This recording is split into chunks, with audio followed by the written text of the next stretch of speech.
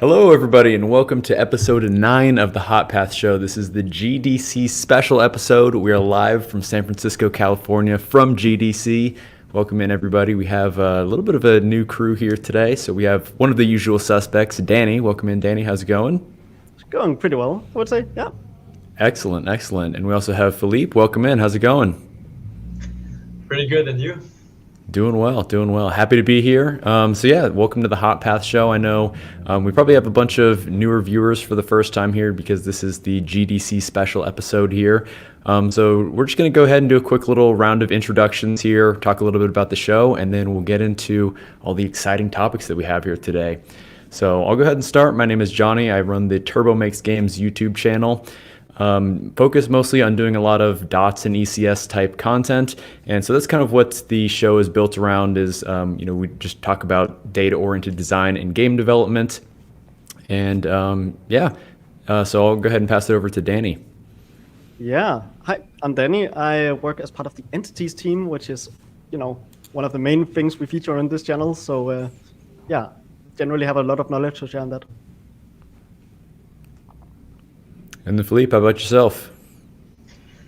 I'm Philip. I used to be an asset store publisher for Kinematic Character Controller and Rival, but then got picked up by Unity. So now I work in the DOTS samples team at Unity. Awesome. And we do have a new DOTS sample, which recently came out, which we're going to be mentioning a little bit later on. So yeah, very exciting stuff. So yeah, anyways, this is the Hot Path Show. Again, we talk a lot about data-oriented design topics. Mostly we're going to be talking about Unity stuff here today, of course, because I have two engineers from Unity here with me today. And again, this is just coming off the tail end of GDC week right here. We are live actually from the Unity office. Unity was gracious enough to have this really cool office set aside for us with this beautiful background of San Francisco behind me. So yeah, excited to be here. So anyways, with the Hot Path Show, we kind of have a number of just kind of fun little segments that we go through where we talk about different topics related to data-oriented design. And then kind of, one thing that we like to do is as part of the Hot Path Show is kind of have a little instruction set segment is what we call it, where we kind of go deeper into, a specific topic about ECS and kind of show you how to implement that. So Danny, you're going to be showing us something cool here today. So why don't you give people a little preview about what we're going to be showcasing later in this show? Yeah. And actually this time I have a little visual preview just so people are aware. All right.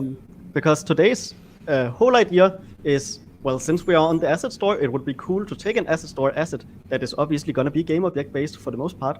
For most assets, that's the case. And then turn it into a fully Dutch working character with animations and animation events working, even audio. And as we always do, all the source code is available already now. And there's even a description this time. So yeah, stay tuned. Yeah, very much. Awesome. So with that, we can go ahead and start getting into some of our, we'll go ahead and start with a couple of just miscellaneous announcements real quick here. So do you just want to actually call out that, one of the things that we're doing with the Hot Path Show is we want to start doing like more community focused events. So we actually just completed our first DOTS community challenge where I had everyone basically create a version of Conway's Game of Life. And I should actually probably have this open here so I can kind of showcase some of the submissions here. But so the idea was to basically use Unity Dots to create a version of Conway's Game of Life. And so I can go ahead and just share this here. Looks like we have we had 21 submissions on here. So these are kind of all the people creating their version of Conway's Game of Life using dots and ECS. And so actually next week's show of the Hot Path Show, we're going to be kind of going into some of these projects and talking about what people in the community did to complete this challenge, as well as kind of, showcase some code for some of the things that we did in the challenge. I know, Danny, you kind of wanted to participate in this challenge a little bit. Were you able to make any more progress on your project at all? Sadly not, no. But I'm interested in seeing what people have made. Yeah, very much likewise. Ended up being quite a busy week for me as well, so I was able to do a little bit. We'll see if I can maybe get a couple more things finished off before the next show to showcase some cool things there. But yeah, I've just been kind of, following along with the progress of everyone's thing in the Discord. And I know some people are even like doing some live streaming. I see ITR, they were doing a stream of doing some development. So yeah, just really cool. I think everyone seemed to enjoy the challenge for the people who did participate. And yeah, again, very happy to go into this in a little bit more detail on the next episode. So anyways, also just want to call out, by the way, we do have a Patreon. If you do want to support us, we have some cool extra bonuses and things like that in there.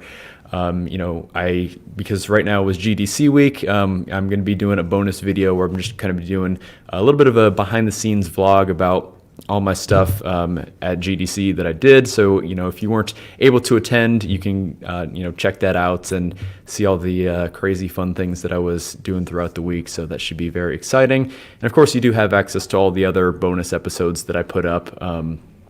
Put up a talk that I did at Jason's Game Dev Conference, and another one about how I would make Roller Coaster Tycoon 2 using Unity Dots, which was a very fun one as well. And there are different levels where you can also get this show in podcast form and other cool things like that. So you can check that out at patreon.com/turbomakesgames. So anyways, we can go ahead and I'll show another tab, just kind of another little miscellaneous announcement before kind of getting into some of the more Unity specific talks.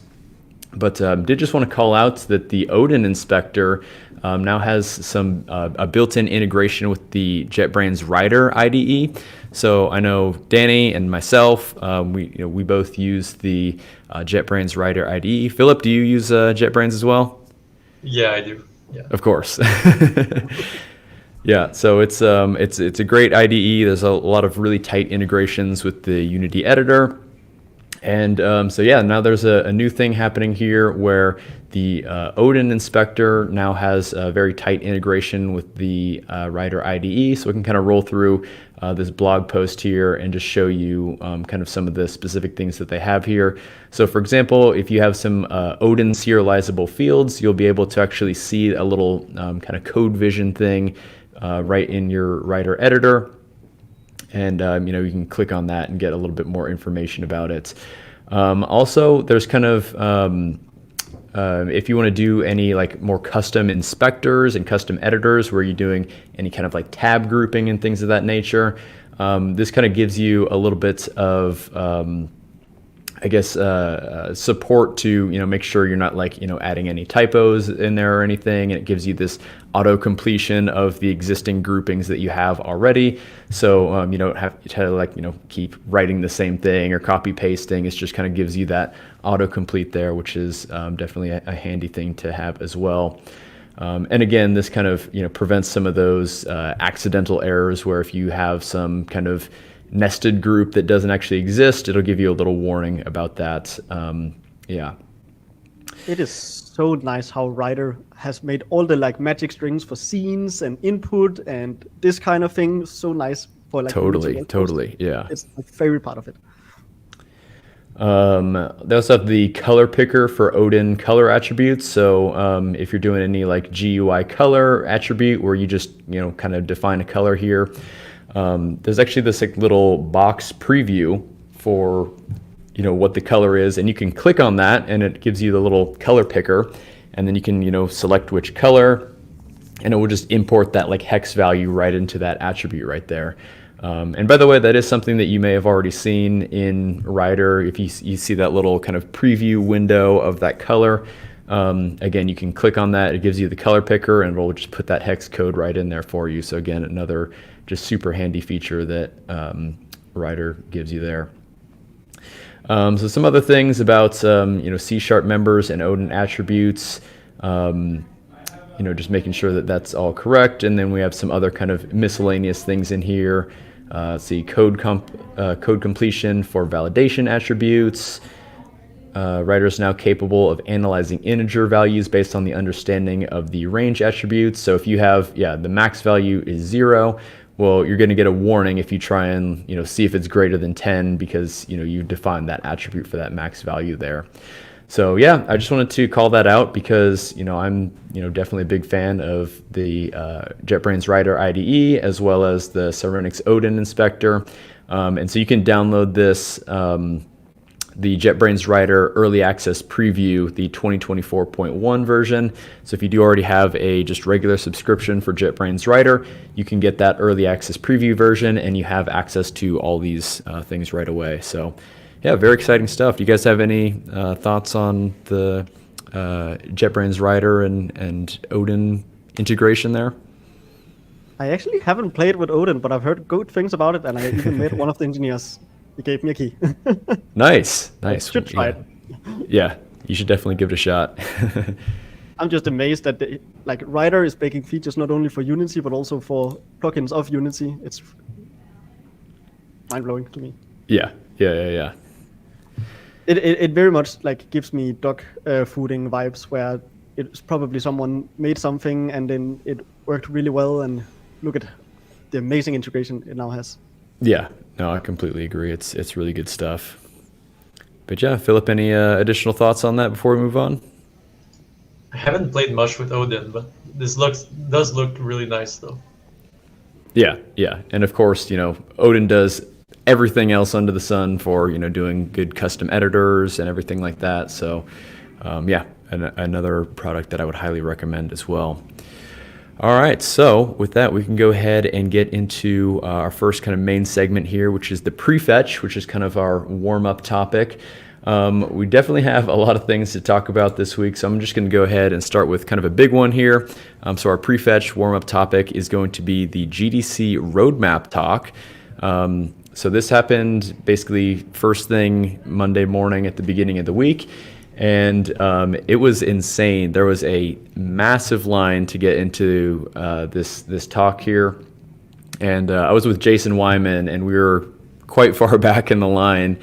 And, as we get up, we see that they ended up getting a quite small room this year. So there were actually probably a couple hundred people still outside in line who didn't actually make it in. So it was just pretty amazing to see, how many people were eager and ready to see this Unity roadmap talk, but a little bit unfortunate that all those people couldn't make it into the talk. I think they had to get a smaller room this year, just because they wanted to do, 2 days of, having a bunch of talks and everything. So it just kind of made more sense to get the size room that they did. But so I was standing in the back, basically just doing some kind of live tweeting off my phone, just kind of typing on my phone through the whole thing. So you can check out this thread here if you want, where I just kind of talked about everything that popped up. But they did actually post the talk to YouTube afterwards, so you can just kind of, watch that, and you don't have to read through kind of my live off the cuff reactions from it. But the roadmap talk I thought was really good. We can get into kind of some of the specific things here, just some of the main points that they hit on. There were a bunch of things kind of, on all different disciplines of game development in that talk. So we're not going to get too deep into everything, but I do just want to call out a couple ones that, I found interesting, and also ones that are kind of relevant to our particular show here. So one thing that I found interesting, this is kind of one of the earlier points that they brought up, is they said that 90% of all Steam releases in 2023 used a scriptable render pipeline. So that was either a URP project, an HDRP project, or a custom render pipeline project. And so that means only 10% of the Steam releases in 2023 were using the built-in render pipeline. So if I remember correctly, I think they said at GDC last year it was around 50% is what the previous year's numbers were. So it really is interesting to see this kind of massive adoption for the universal render pipeline, scriptable render pipelines, everything like that. Were you guys kind of surprised when you heard that at all? Actually, yeah, I would have expected less. So 90%, I was pretty surprised. It's good news, though. I'd say, It is yeah. very, yeah. Yeah, good that they're kind of, finally making that kind of, I know it's been kind of a long transition where, they're kind of moving towards this whole unified render pipelines and everything. So, yeah. So then after that, they did talk about, some of the graphic stuff and cool, features that they had going on. And there actually were a couple talks on some of the graphics things that I wasn't able to make it into, unfortunately, but hopefully those should all be posted to YouTube very soon, because there definitely are a lot of, cool graphics things in there. So next up, they talked a little bit about some of the Unity Muse things. Unity Muse is kind of their name for the whole AI initiative, where there's a bunch of AI related things. So they did mention that, and we got Grand Theft Auto going outside apparently. By the way, if you also pulled up the video at the same time you explain, maybe there's some pictures. Yeah, that probably is a good idea here. So we can go to share this tab, and then I guess And we're yes, kind of as talking about. I asks, there are announcements that are different from Unite in this roadmap. Yeah, definitely. So I'll just go ahead and mute this and have this kind of playing in the background here so these are kind of some of the, again, graphics things. And then where is all the AI stuff? I don't know. I'll just let this roll while I kind of talk about some things. So so they talked about some of the new Unity Muse things. So that some things that they have coming up are Unity Muse behavior trees. So I guess an ability to create behavior trees through Unity Muse. I don't think they really gave a whole lot of information about what this exactly is going to look like and some of the benefits that you get from it, but they did kind of mention that that is something that was coming. Do you guys have any kind of knowledge about some of the things that they've kind of publicly stated about the behavior trees for Unity Muse? Actually, not. No, I think this is one of the few times that they've mentioned it, if not the first time. Yeah, I think you're right. So yeah, it was that thing, and then they also did say that they're going to have some basic animations available through Unity Muse. So if you just need like a simple idle animation or a walking animation or maybe some dancing thing, like it seems like just kind of like basic things, not like getting super complex with the animations, that you can kind of maybe just like type into the Muse thing and it will generate that animation for you. So again, it seems like something that would be really good for prototyping, and you have some just good solid animations in there. Another interesting one was sound effects. So there's going to be like an audio version of Unity Muse, where again, if you just need some simple explosion sound effects or some like walking on leaves or something like that, like you can just kind of type that in, get some basic sound effects. And so yeah, I think it'll be really interesting to see the quality of what these sound effects are like if it's something that is mostly just kind of appropriate for prototyping, or if you actually are making like a polished project, is it going to be up to the standards of something like that? So I definitely think those are cool things. And then the last kind of big AI related thing is they said that they want to give it a tighter integration into the Unity editor.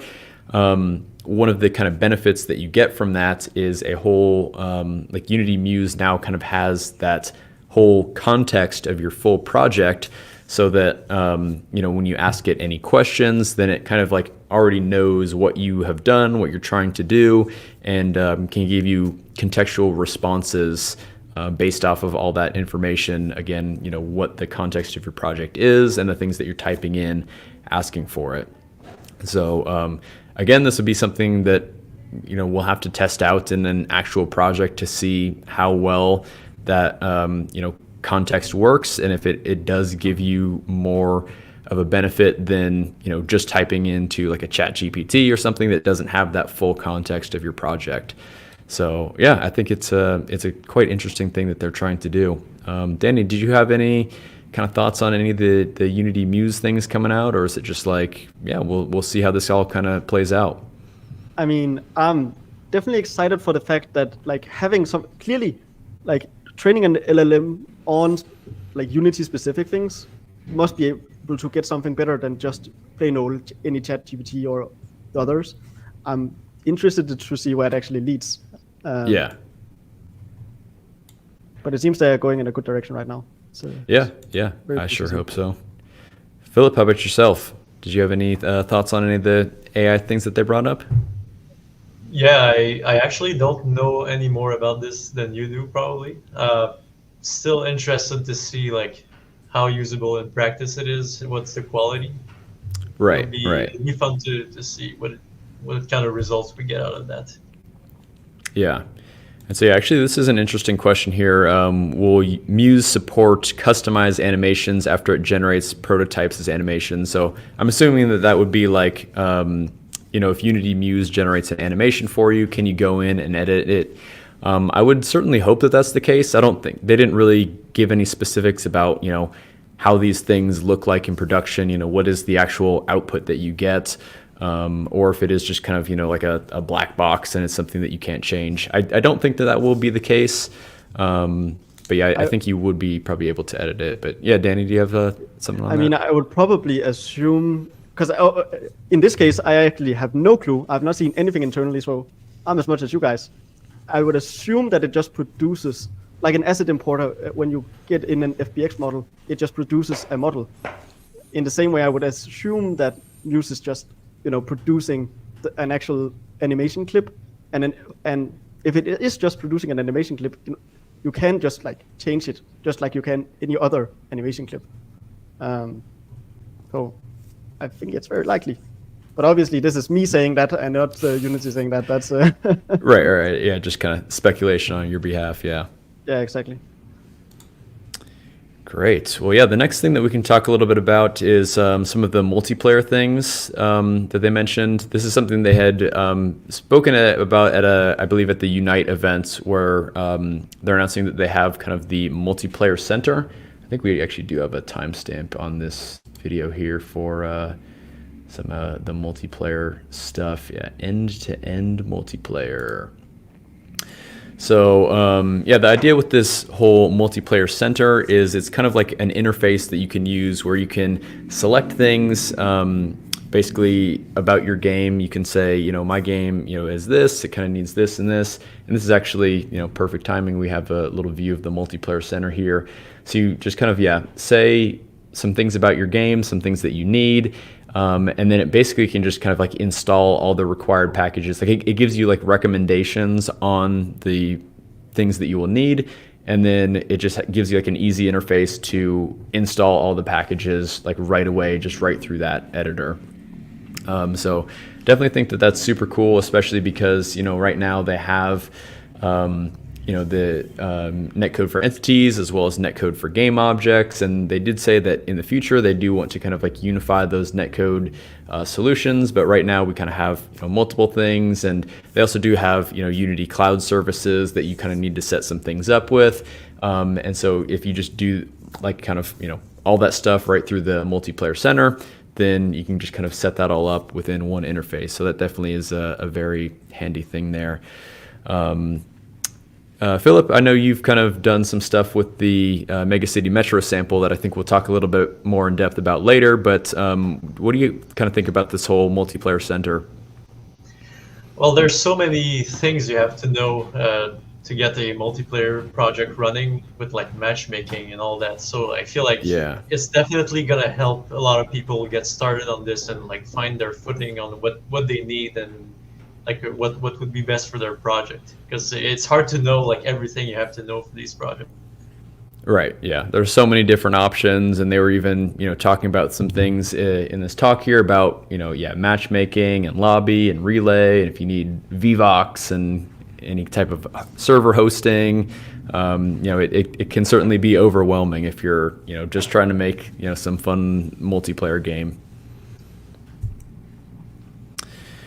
Danny, do you have any thoughts on any of the multiplayer center stuff? No, I just think it's great to see, especially because like Unity has so many different packages. It's very nice. You could make pretty much everything, but it also means that it can sometimes be hard to figure out what you need when. So having some place to actually see what you need when and like basically use it almost like an information center is really, really good. Like it's very much about unification in a way. Yeah, totally. Lovely. And then actually there was one more multiplayer thing that I wanted to just briefly bring up here, which is this distributed authority. So it's kind of like a new networking model that they are going to be releasing at some point. And so rather than it being, like a fully client authoritative or fully server authoritative networking model, my understanding of this is a distributed authority where you can kind of distribute this simulation across a number of clients. So this kind of lends to building larger scale multiplayer titles with lower costs and latency. So this is kind of, an interesting, it seems like kind of almost maybe some type of, hybrid between a fully server authoritative versus a, client authoritative one. So, it is interesting. They're kind of like experimenting with any of these new networking models. Philip, do you have any more kind of context about what this distributed authority networking model is? No, actually, it's the first time I hear about it. So, no, I don't Kept know the top anything about secret. it. Yeah. Yeah, it looks interesting though. Yeah, absolutely. And Danny, I would assume same for you. Yeah, no idea. Cool. I think sounds interesting enough, something to, keep your eye on. And again, it could be, another one of those things that maybe the multiplayer center at some point will kind of give you some recommendations about, hey, maybe your game is kind of a good candidate for using that distributed authority model. Moving beyond some of the multiplayer stuff, one fantastic thing that I'm super excited for is build profiles. Ever since they kind of put the axe on the build configuration assets, which were something that you had to do like kind of back in the day for DOTS and ECS projects. Or you had to like create like an asset with this build configuration and kind of define some of the things related to the build, like what platforms that it was going to be on, and you could add in your scenes in there and everything. And they were extremely handy to use, especially for if you're making like a multiplayer title where you're maybe deploying your game to multiple platforms. You wanted to have like client versions and server versions of your game. It's super easy to just store all these configurations in a build configuration asset. And then that way, when you want to build the project, you just, clicked on the asset and hit build. So build profiles, this seems like it's going to be the, replacement for that type of thing, where again, we can store a bunch of custom build profiles, all the settings related to that in, a thing in the editor where you can just select, I want to run this build or this build. And that way, all that stuff is saved, so you don't have to continually be configuring it, and then maybe you miss a step, or you don't have to create your own, custom build pipeline or anything like that. So I think this is such a fantastic addition. I'm glad that they, finally have a good replacement for the build configuration assets. Philip, I see you nodding your head a lot, very much. It seems like you're probably excited for this one as well. And actually, here we have it on screen right here. But what do you have to say on that? Yeah, I'm so happy these are coming back, because when the previous build profiles were removed, I think it was kind of a big loss, because it's something that I ended up having to re-implement myself in all kinds of projects because it's so important. But really happy to see they're coming back. Yeah, absolutely. Danny, I would assume the same for you. Oh yeah, no, especially like Dutch, you had to use them for so long. Like right. The only way you can get subscenes working for like initially was you had to have a build configuration set up that did all the things. So now seeing it integrated to everything, so everyone gets the exactly. Everyone gets the benefits of this. Yeah, and it's a really nice workflow as well. So it just looks like there's a little window here, and again, you kind of have the build platforms that you're building to, and then you have all your different build profiles. So you can see kind of in this one, you have a MetaQuest, you have a Android demos 1, 2, and 3, you have a Windows build. Again, you can just keep all these different build profiles, have them saved out, and run them as you need to. And then also this new platform browser allows all the platforms Unity supports to find out more about how to onboard new platforms. Interesting. So I guess that would be just kind of a deployment thing for getting a little bit more information about deploying to certain platforms. So good stuff. Another good thing that they brought up, it seems to be kind of like a core feature of what they're going to be trying to do going forward is giving better support for web platforms. Basically, they want to make it so any project that you create in Unity, you can deploy to any platform that supports the web, whether that be like a mobile XR platform, of course, desktop through the web, tablets, anything like that. And yeah, one of these kind of core things that they're really focusing on is web GPU. And actually, good timing, we have this stuff right here. So my understanding of web GPU is, it kind of uses your web browser to talk a lot more directly with the GPU that you have on your system. And then so that way you can, run crazy things like compute shaders, and, doing things that you couldn't do in previous versions of, building to web platforms. So that's definitely a big thing. And also, instant games is something that they do want to support is, the ability for, I guess through Facebook, there's a way you can, like just click a button if you're like in Facebook and it will just kind of load the game on your device immediately. I'm starting to see more and more platforms do this. Like I think Discord is actually having some type of like game thing. I was talking to somebody yesterday who went to like a talk at the Discord booth where they were saying that they have this new Discord SDK where you can like deploy a game to Discord and be able to kind of like play simple little games through there.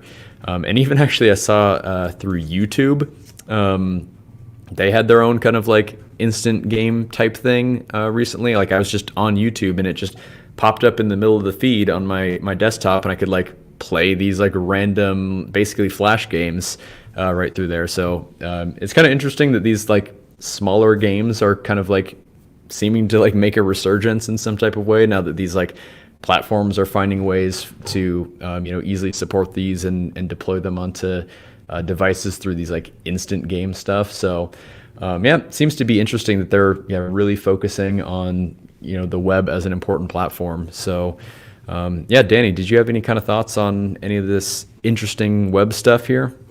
I mean, it just reminds me a lot of the like old Facebook days. Like the only reason that I had Facebook when I was younger was to go on and play some Facebook games that I could also play with my friends. Nice. Like it was the next level up from a Flash game. It was the Facebook games. Those elite Facebook games. Yeah. Philip, any other thoughts on any web things? I actually don't remember, did the old Unity web player ever get a replacement? Like now, if you want to build to web, what are your options? Believe just WebGL, right? Right. Yeah. Well, I feel like that was always a nice thing to have. So I think having web GPU support will be pretty cool. Yeah, certainly. So it'll be cool to see what people do with that. And then so moving on, I know they also did talk about some XR improvements. So VR, AR, MR, all the R's. Just want to have better support for on-device testing. One interesting thing that they called out that I think is just kind of a really cool thing is being able to specifically for the Apple Vision Pro to develop games for Apple Vision Pro while wearing an Apple Vision Pro. So you can be, have the headset on, you have your, massive screen where you have your editor going, and you can basically be developing a Vision Pro app just like that using your desktop mirroring thing there. And when you want to deploy, it basically just, sends that build to your headset, and you can, look over and then have your little Vision Pro experience just kind of pop right up there. And you don't have to worry about, taking the headset on and off and everything. And especially if you, have it plugged into a power source, you can just, constantly just have power to it, and you don't need to worry about anything like that. They're doing a lot of cool XR things. I know, one important thing to them is these, social VR experiences where you can, bring multiple people into a VR environment and kind of all hang out together and everything. which is definitely something that I see a lot of VR companies wanting to do more of. And so one thing that they actually announced that they're doing is they're now going to have a VR multiplayer template. Because this actually was something that was a little bit of a pain point, where if you wanted to make a, like a netcode for game objects game with the XR interaction toolkit, there was a lot of just kind of like weird things that you had to do to, set things up to, make sure all the input was tracked correctly. And so, yeah, now that they have like a template project where if you want to make a game like this, you can just kind of load up that template and build right off of it. Yeah, I don't know if, Philip, do you do a lot of or any XR stuff by chance, or is it mostly all just kind of like dots and ECS stuff, or do you get a chance to play around with any fun XR stuff? Not much XR on my part, unfortunately. Fair enough. Barely any. Yeah. How about you, Danny? It's been a while. Like during my studies, that was like a constant thing we would study. VR development and VR projects. How do you make VR work well if you have a 10 by 10 meter space? People are very afraid to walk around, not being able to look out. Right. How do you make that right. nice? Stuff like that. But yeah, no, I haven't done it for a while, and I've seen people in the office play around with how do you merge that nicely with dots and stuff. So Exactly, yeah. And that is actually one of the things that they announced in the, they did a talk on Apple Vision Pro, and they did announce that ECS is getting, or Polyspatial is going to support ECS soon. So I don't think it's fully supported or it's limited support or just not supported at all. But that is something that I guess people had been kind of asking for, and that is something that is supported now. And yeah, I just wanted to showcase this here because this is kind of, you developing with the screen mirroring in the Apple Vision Pro, and then, creating a thing and just having this little volume in here, and you can just test it right there. So I think that's so cool. That's living in the future, in my opinion. All right. So moving on. Now we get into the exciting stuff, the fun things that you all came here for, which is the some of the dots things, the high performance improvements, and everything like that. So the real big announcement here is Laurent, who is the kind of project manager for dots. And so, yeah, he just kind of started his portion here talking a little bit about how dots and ECS enables you to build more ambitious games, just doing a quick kind of overview about what dots exactly is. And let me just go ahead and kind of skip ahead to this part here. So one thing that they did just want to call out is they said that we are committed to the dots ecosystem. So they just kind of called out a couple things in the ECS 1.1 and 1.2, which are available in pre-release versions right now. Hopefully we'll get a fully released version of that soon. And then we do actually have our first kind of official mention of ECS 1.3. Of course, most people can count 1, 2, 3, so we would kind of assume that 1.3 would be coming at some point. But they do kind of announce here that physics scalability improvements and more quality fixes with dozens targeted and netcode for entities. So that seems interesting, that there's a lot of kind of performance and scalability improvements around netcode for entity stuff. So yeah, very cool there. I assume you guys probably can't talk about too much about some of the things coming up as far as this goes, but I don't know what I can or can't say, but it's cool stuff. That's all I'll say. Yes. Yeah. And then, so yeah, one thing that they did say here is that I guess they did a survey, and they said 25% of productions could use some type of ECS solution to improve performance in their game, but that 100% of studios could use more performance out of the box. And so that kind of leads into really the kind of like big announcement as far as ECS type stuff is concerned, is that we're bringing game objects and bringing game objects and entities closer together to make ECS. Let's see, do they actually say it on this slide, or is it the next one here? Next one. Yeah. Da-da-dum. There you go. So the convergence of game objects and entities. So this right here is basically they are saying that at some point, if we kind of look in the lower left corner of the screen here, this does say beyond Unity 6, so probably won't be expecting this to happen anytime soon, but that all game objects are now going to have an entity representation on the back end. So basically, if you're building a regular game objects project, by default, whether you know it or not, or whether you need it or not, every game object is going to have an entity's representation on the background. The advantage of that is you could be building your regular game objects project as is, and then basically, if there's one particular point in your application where you could kind of use some high performance processing of an ECS like system, you can just kind of build that system out and kind of go a level deeper and be able to interface more directly with those entities to kind of process all those things. So yeah, it really seems interesting that they're kind of really kind of doubling down on bringing this performance to everybody.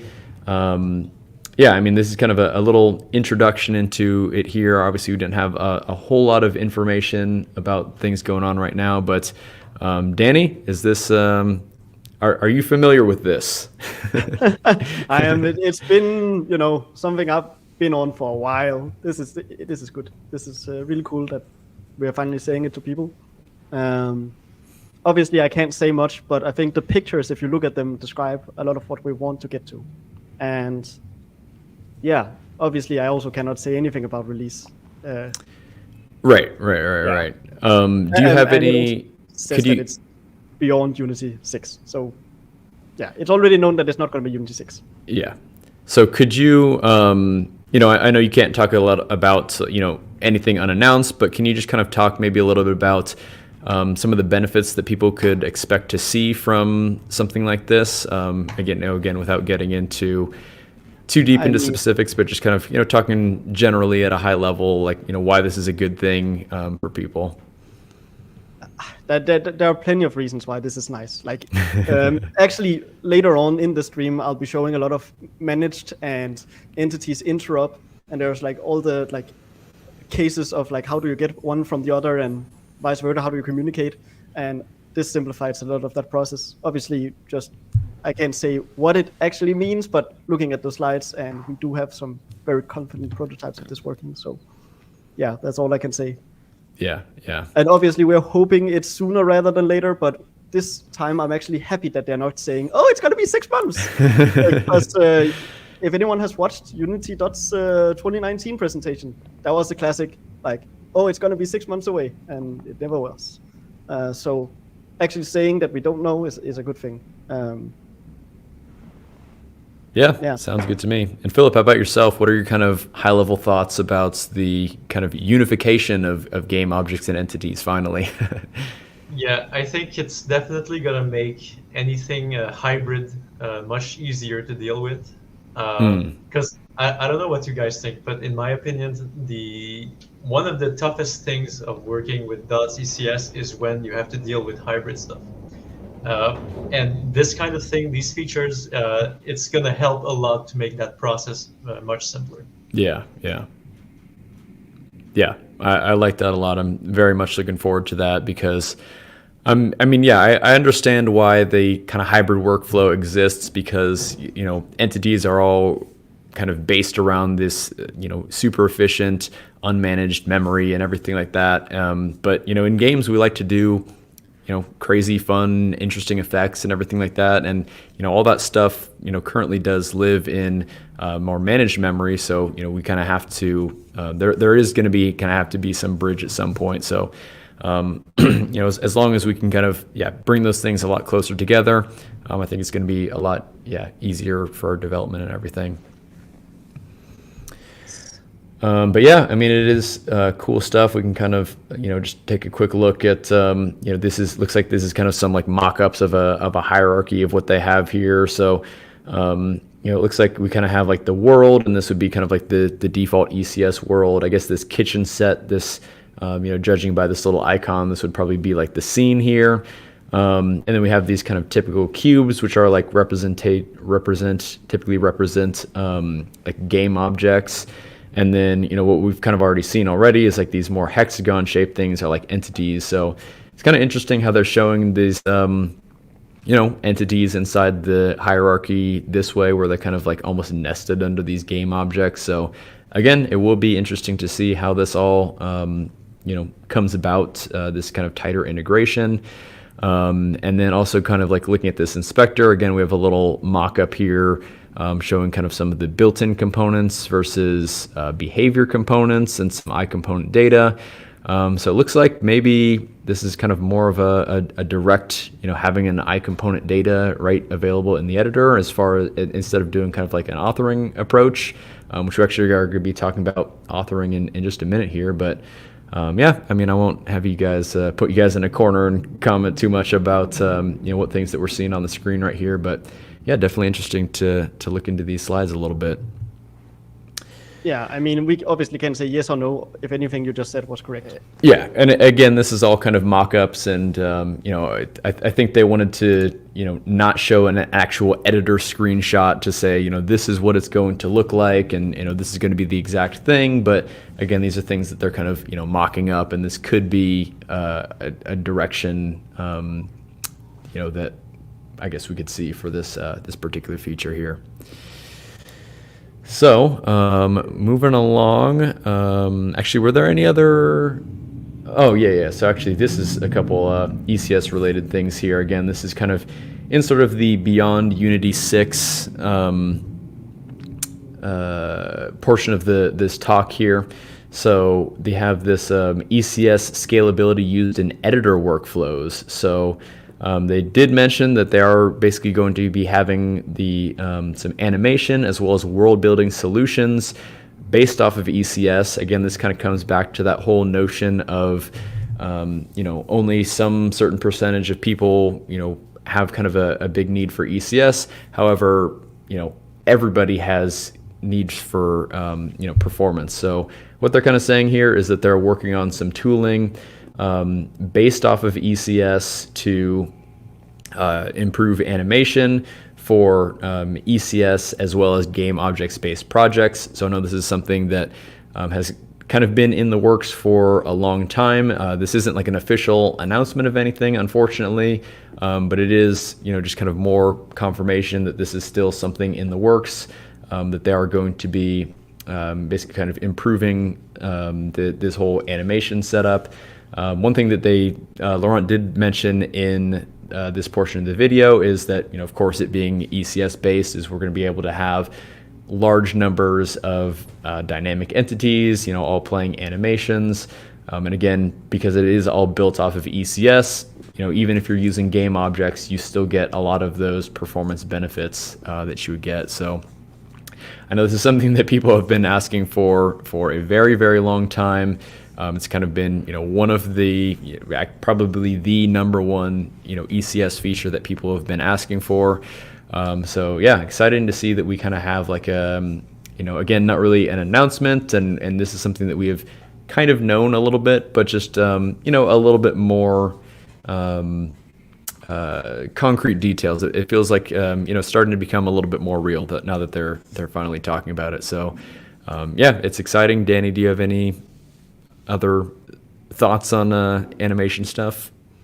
No. I'm just very excited about stuff like this because we are finally at a point where we can sort of see where things are going, and I'm very excited about the prospects that I've seen internally. Yes, yeah, that's cool. And then Philip, yeah, how about yourself? I know it's Yeah, I'm sure you're very excited as well. Yeah, I agree with Danny. It looks very exciting, but I don't think I can say anything about either of these things. Yeah. And then it's so fun when it's a publicly traded company. Yeah.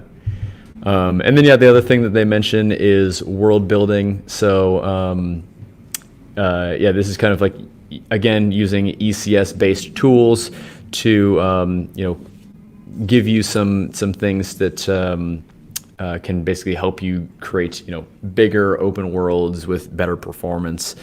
So again, they didn't really give a whole lot of details on the particularly world building aspect. Laurent did mention a few things on animation in the video, but as far as world building, not a whole lot said on this, but it just seems like, again, being able to use ECS to build bigger worlds. And again, that is kind of one of the cool things about ECS, or one of their core kind of things about ECS, is that they want to make empower creators to make more ambitious games. And so I think some of these world building tools are really going to help out with that. So yeah, again, you guys probably don't have much more to say on that, but so we can go ahead and move on. So, and then, yeah, actually, I think pretty much the last thing that they mentioned in this, which is right here, is that this is something that they've, again, have kind of been talking about for a little while, about modernizing Unity Engine's foundation for all projects with the core CLR.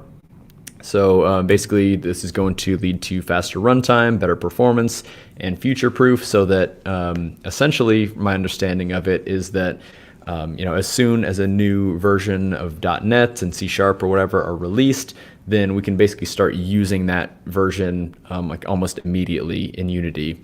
That is actually one of the kind of pain points in Unity right now, is that it still is using like older versions of .NET and C#, so you can't like really get, there's a lot of new API changes and, kind of more efficient ways to do things that are only compatible with the newer versions of C#. So we don't have that at all right now. So, this kind of migration to the core CLR modernization, I think is, just a good thing overall. Again, no timeline on anything like this, but this does seem to be something, as it says down at the bottom here, looking beyond Unity 6. So, again, don't expect this, unfortunately, anytime soon. But yeah, again, they're just kind of, that's something that they're kind of moving towards.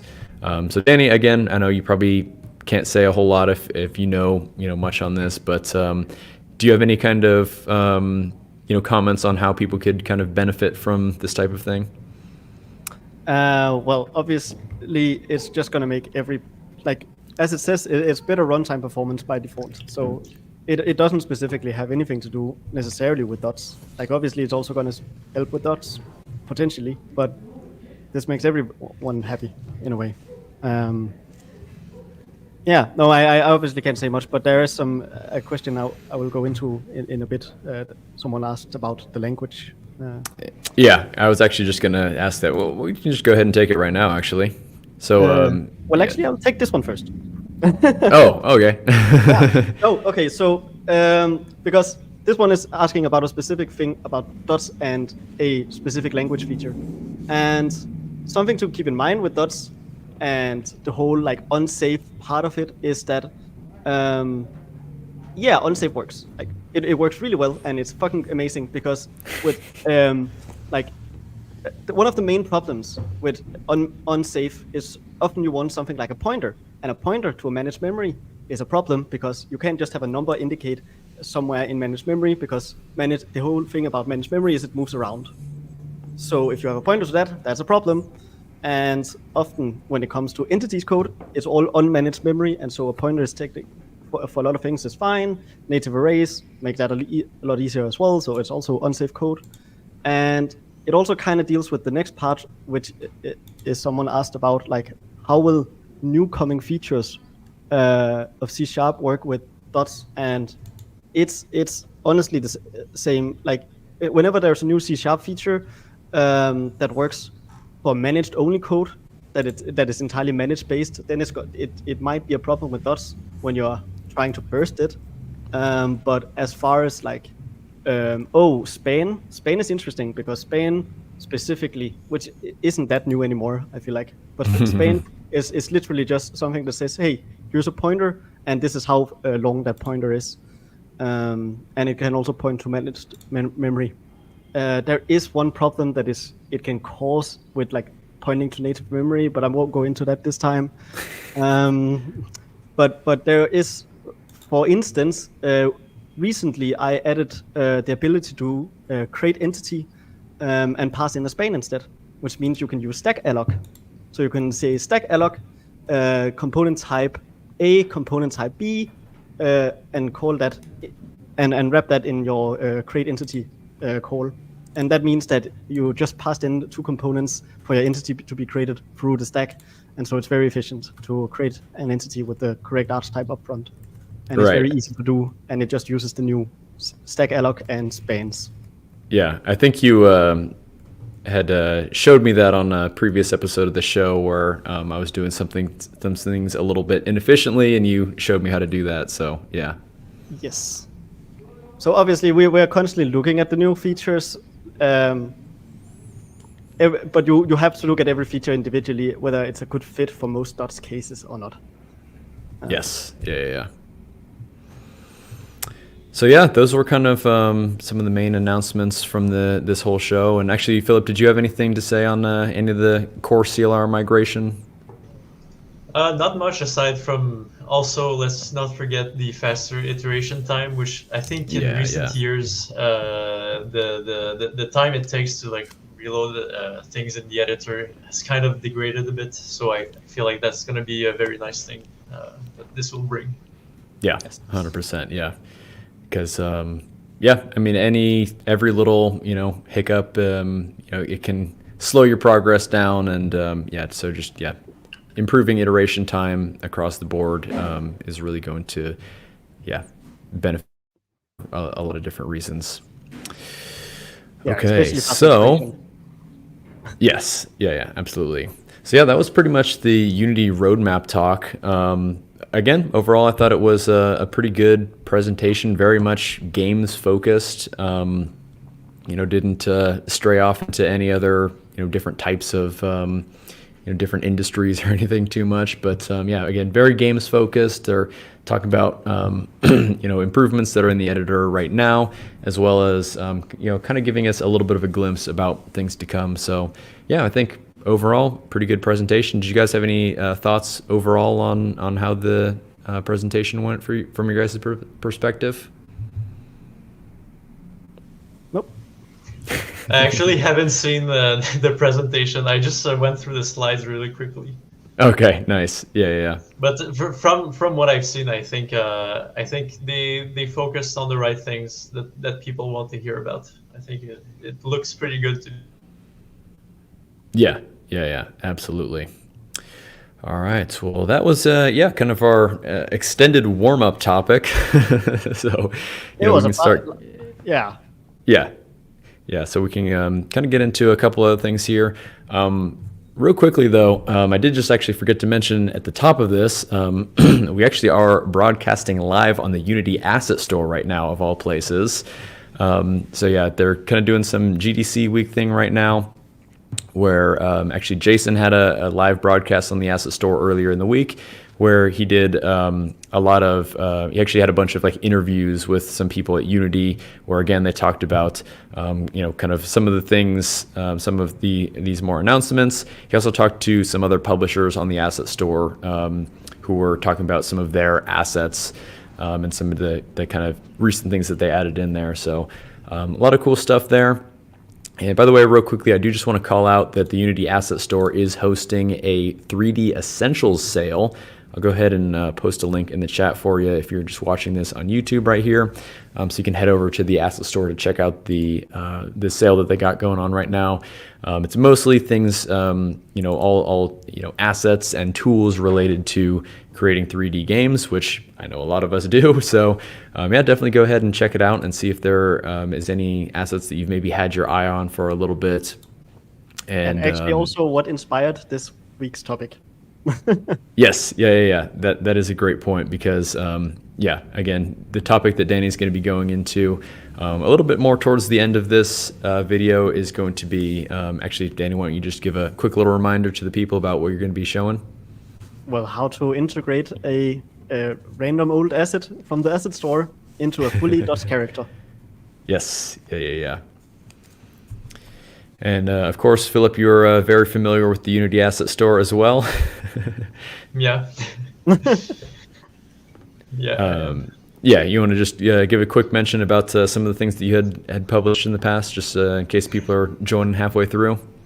Right. So I think 5 or 6 years ago, I published my first asset, which was kinematic character controller, basically a character controller for mono behavior and game objects. And then a few years later, when dots started to become a thing, I made a dots version of a character controller, which ended up like looking pretty different structurally. But I wanted something that supports netcode that can be very highly customizable. So I published that as well, and eventually it got picked up by Unity, and that's where I work now.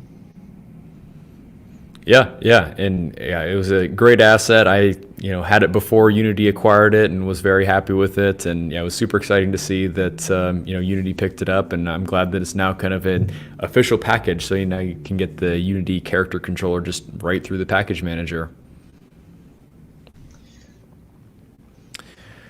Okay, so yeah, we can go ahead and move on to our next portion of the show. This is the Cache Hit Unity Dots Quick Tip of the Week. I wanted to bring up this topic here because this is actually something that I learned in one of the talks that Unity gave this week.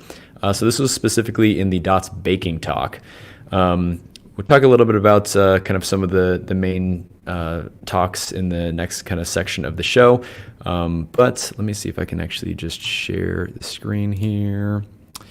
And so it's this one here, but I will need to bring my Unity over to that screen.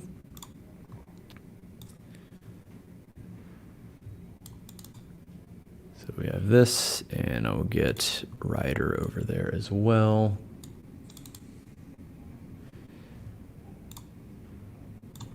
Okay, so what I wanted to showcase is actually this thing here called auto authoring. So this is actually part of the ECS samples.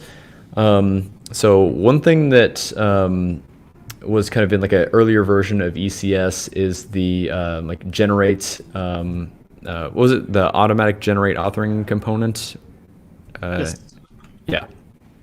Where basically if you had a data component that you could just add this attribute to it and it would create an authoring component that you could add on to a game object, and when it gets converted to an entity it just automatically converts over those fields. Now that actually no longer exists, but in the Unity ECS samples directory there is something specifically called this auto authoring. And this auto authoring, this is a class here where basically they're just kind of gives you this whole structure. I can just kind of scroll through it. We don't need to go too deep into how everything works here in this video, but I will show you basically how it works. Is if you just have some regular iComponent data, you can have some test data where you can have like a float field, bool field, entity field, anything just standard like this. Well, you can now just create a authoring component. So I've just called it this test authoring, and then you inherit from auto authoring, and then you pass in the type of this test data. And again, this test data is this actual iComponent data here that we're getting. So now, if we switch over to Unity, you see that I'm just on my player right here. And then we see that this, I've just added this test authoring on here, and then it automatically has all those fields from the data component. So now we can set the value, we can check the box, we can add an entity if we want to. So yeah, it's kind of brings back some of that generate authoring component features in kind of this modern version. Again, this is available in the ECS samples repository, and I have also just posted the code up in the Hot Path Show cache hits repository as well. So that is available for us. Danny, is this something that you were aware of / familiar with, and something that you use at all? I have never used it, but I am aware of it because I made it. Nice. And Philip, how about yourself? I wasn't aware of it, or I was aware of it internally, but I didn't know it ended up in the samples. So that's good. Yep. So yeah, this is actually just a little thing that I picked up on during the dots baking talk here. But yeah, so that's kind of the cache hit. So yeah, go ahead and check that out in the samples repository. And then yeah, you can just there's like a lib folder that you can just bring into your project. And again, I was able to do this in this little sample project just super easily. So yeah, I think it's a handy thing that can save you a couple keystrokes. So yeah, check it out. Okay, so we'll move into the context switch. Again, this is kind of our GDC themed episode. So what I wanted to bring up is a couple of the GDC talks, specifically ones related to dots. So the first one that I saw was the dots baking talk. So this was only a half-hour long talk. It was a good talk, though. More just kind of like went over essentially what baking is, how it works, and everything. So for those who aren't necessarily, who may not be familiar with authoring and baking, well, it's basically what I was just kind of showing on the screen right there, where we have some fields in a mono behavior that are editable through the Unity editor. And we can, set the values to whatever we want as needed. And then when we actually play the game and, the game creates our ECS worlds, these entities go through this baking process where it takes things that are in that authoring component and then converts them over into, or it basically adds that data as data components and associates those with the, entities that we've authored through the Unity editor. And they kind of went over some of the main advantages of this whole authoring workflow. They're kind of showing a lot of use cases about, for the most part, again, you can just use something like this automatic authoring to just basically map things one-to-one, where if you have, a value in the editor, that value just gets, directly applied to a value in the data component. However, you might want to do a little bit of manipulation on some of that authoring data, such as, if you have like degrees and radians, where if you want to edit a, rotational value as a degree in the editor, you can do that. And then during your kind of baking process, you can convert that degree value to a radian value, which is going to be more efficient for most of the math operations. So again, you as the user and your designers don't have to do that conversion of radians on your own. You can just, use the human understandable degree, and then the computer does kind of the more high efficient things on the back end. They also mentioned that you can have bit field checkboxes. You can strip out some editor only fields. So yeah, if there's things that are only kind of relevant at edit time that you don't actually need to have all that data inside your data components to, save you on some additional memory. They also were showing how you can kind of change out the runtime data without affecting the authoring data. So you can have this, authoring component that you've built out, and then maybe you want to change how your data representation is structured on the back end. Well, your authoring, isn't affected by any of that. So, all your, custom editor stuff and all your values that your designers have saved and everything like that, that's not all lost. But again, it's just kind of on the back end, you maybe make a more efficient data representation. So I think that's some cool stuff there. You can hash string tables. So if you have maybe a bunch of strings, you can easily kind of key into those with some specific data components. If you have any constant data, you can bake that all into blob assets. And blob assets are basically just kind of stores of data where you can kind of store persistent data throughout the life cycle of the application. So, being able to author that data through the editor is really good. And then, yeah, that was kind of the majority of the talk. They did kind of show a little bit about how to use it. They showed that audio authoring thing, which I actually wasn't aware of. So that was pretty cool to see. And then, yeah, I think that's kind of most of it right there. But yeah, I mean, I know you guys weren't at the talk, and they haven't posted this talk yet, but it should be up soon. So yeah, I mean, I guess just maybe kind of we could take a quick second to just talk a little bit about authoring and baking and some of the interesting use cases that you guys have. So, Danny, do you have any kind of Well, thoughts actually, on- I think I'll wait till the thing that I'm gonna discuss for the main instruction set Okay, soon, nice. because there's a lot of baking there, and very particular nice things about baking in that. Yeah. Sweet. Very excited to show Well, that. very much looking forward to it. Philippe, how about yourself, though? Yeah, I assume they probably talked about this in the talk, but often you just want to have like one authoring component that becomes many different components at runtime. Yeah. For example, a character controller. I forget how many components it is at runtime, but maybe like 7 or 8. That they don't make sense individually, but they make sense together. So it's better to have one authoring component that adds all of these than to have like 7 auto-generated components that you have to drag and drop on your game object. So baking is useful in these cases too.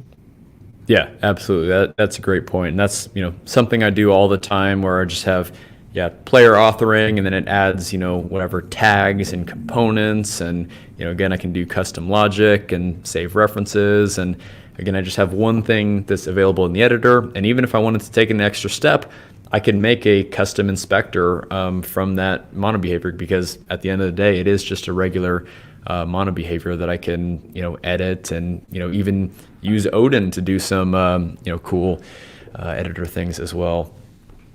But yeah, so that was kind of the first talk, the Dots baking talk, which again was a good talk. Would recommend checking it out once that video is out, hopefully soon here. The other one was a bigger talk. This was on the Mega City Metro sample project, which I know, Philip, you're very, very familiar with. So yeah, they kind of, this was an hour-long talk, so they had a little bit more time to just kind of go over what netcode for entities is, kind of the theory of how netcode for entities is structured and everything like that. And I thought it was pretty funny, like a good portion of the talk, they were just like, again, kind of going over the theory about netcode for entities. And I actually had recently put up a big netcode for entities tutorial. And a lot of the theory sections in my video were the same as what they were showcasing in the presentation there. So I'm like, okay, good. I didn't screw anything up too badly on on my tutorial. So Yeah, very nice tutorial, by the way. I took a look at it, and I think it's a much needed in-depth tutorial on how to get started with netcode. So that's very thank you. And Yeah, very yeah. up to date, I've heard from people working on netcode. Awesome. Yeah, very glad to hear it. And yeah, it was a fun tutorial. Again, I liked the fact that I kind of went through the full process of creating a full game and just kind of running into some of those problems that you might not encounter if you're just doing some simple little project where you're just kind of synchronizing some transforms and calling it a day. But yeah, actually kind of implementing everything that you need in like a fully featured game. So yeah, again, been very happy with that. So yeah, they did mention that the Mega City Metro, we had kind of briefly talked about this in the episode last week. The idea is, I'm sure many of you, many of the viewers are familiar with the just kind of Unity's Mega City thing, which is kind of their first like big dots showcase. Where they had, this kind of like cyberpunk type city, and like this, flying car was just kind of like flying through it, and you see, hundreds or thousands of other dynamic cars flying through, and they're doing all kinds of crazy world streaming with sub scenes and, doing crazy stuff like that. So it was kind of like one of these initial big showcases for Unity Dots, and then they've kind of evolved this over time. Where now they have this Mega City Metro, which is kind of like a multiplayer version of that, built off of the universal render pipeline. And so actually it can be deployed to mobile devices. So they've been, showing this working on their phones. I know one of the things that I've seen Laurent do like 7 times this week is like pull out his phone and just show, oh, hey, look, I'm playing Mega City Metro right here. So yeah, he's been super happy with that demo. Philip, I mean, what was your kind of, were you working on this project? Like, what was your kind of role if you were doing this? Yes, I didn't work on the project the whole time. I got in like towards the end of it, but it was really like the predicted vehicle controls for your flying car. Also like how to net codify the damage and stuff like that. So that was mostly what I focused on. Cool, cool. Yeah, and Yeah, I think yeah, go on. Go ahead. Sorry. Oh, You okay. go. Yeah. No. So yeah, I think that the coolest part to me is just like if you look at the old Metro demo, like the Megacity demo, there was a lot of hacks, so many different wacky ways of doing stuff, very customized to that project. Like he was holding on to pins and needles, so to say. Like now, if you look at it's a lot cleaner. There's a lot there's defined workflows for a lot of it. Yeah, we removed a lot of stuff, and the project is more lean and more like accessible now, I think.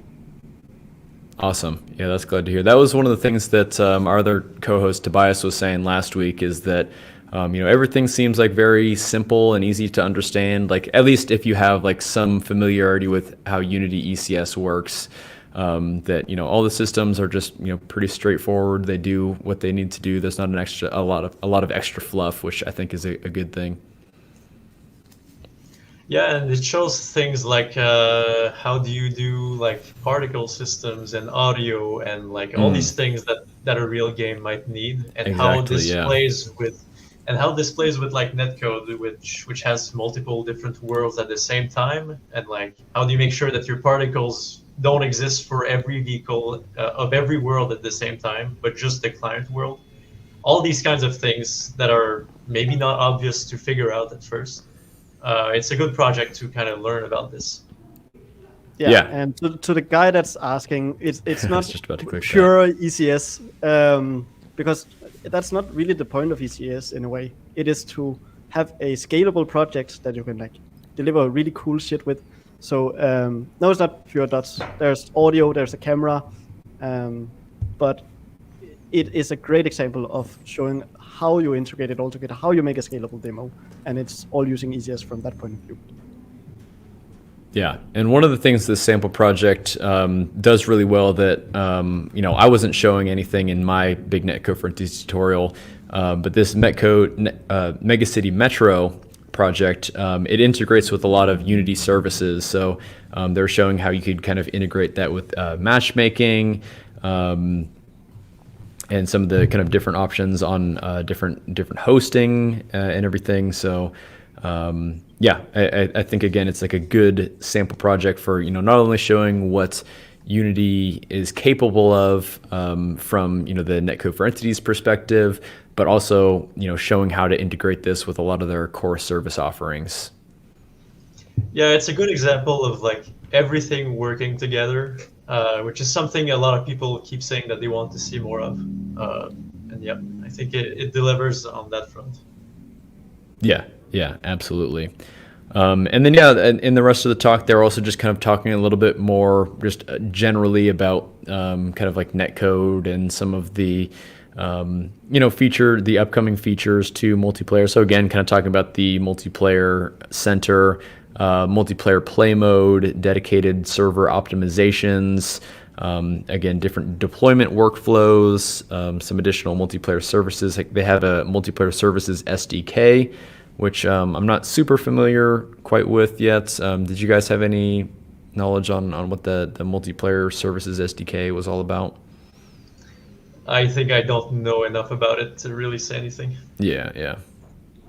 But yeah, so again, another good talk. Again, this one got a little bit more technical, getting into some of the details about how the netcode for entities works and how it integrates with different services and everything like that. So yeah, and so yeah, with that, those were again pretty much the two major DOTS talks at GDC from Unity. Really enjoyed them both, and yeah, look forward to seeing them go live on YouTube hopefully very soon here. So with that, we can move into our instruction set. This is the portion of the show where Danny is going to give us a quick little tutorial, again, about how to use some asset store assets with Unity ECS. If you do have any questions for Danny, feel free to just drop those in the comment section, and then we're going to be paying attention to those. And then once Danny is complete with the little demo here, we can go ahead and come back to answer those questions. So yeah, just feel free to post those questions as they pop into your head, and we'll answer them at the end. So Danny, why don't you go ahead and take it away? Yeah, and actually someone asked a question that is a perfect way to start it, because this question is, the reason I asked is because I actually still don't know where you can actually use pure ECS and where not, like audio or particle systems, for instance. I really haven't looked. And there you go. This project really shows where you use one and where you can use the other, and how you manage the two together, and what you need to think about in order to merge the two. But for a quick overview, I actually wrote down the description of this entire project and how it was set up and the thought process behind it. Stuff like the very first thing that I'll be showing, and this is, by the way I'll be doing it today, this presentation, is I will give a quick overview of how I went about tackling this. Now, note that if you actually go to look at the commits, some of it is in a slightly different order, and that's because a lot of this is figuring out as you go, oh, hey, now I need audio. How do I figure that out in ECS? And then it might not align with what you initially planned. But the first thing I did for this project is I simply went ahead and I got the asset. In this case, it's Kyle from the asset store. And then I figured out which part of that asset do I want to make interrupt version 4 and which parts do I not want, and then like just simplify it a lot. And I'll show in a bit how I simplified it, and it also says here some of the things I did to simplify it along with the specific changes.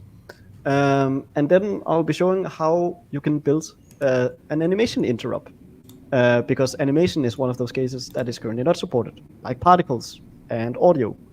But there are ways around it, and I'll be showing that. Like one of the two things that you have to consider, at least in my book, when you design for managed interrupt, is whether you're dealing with case A or B, which is whether you have a managed behavior that is really tied to a specific object, like for instance, the vehicle, a vehicle moving around and there's audio to it. That audio sound is tied to the specific object. Or you have something like UI or input, where it's more tied to the fact that it's in a scene.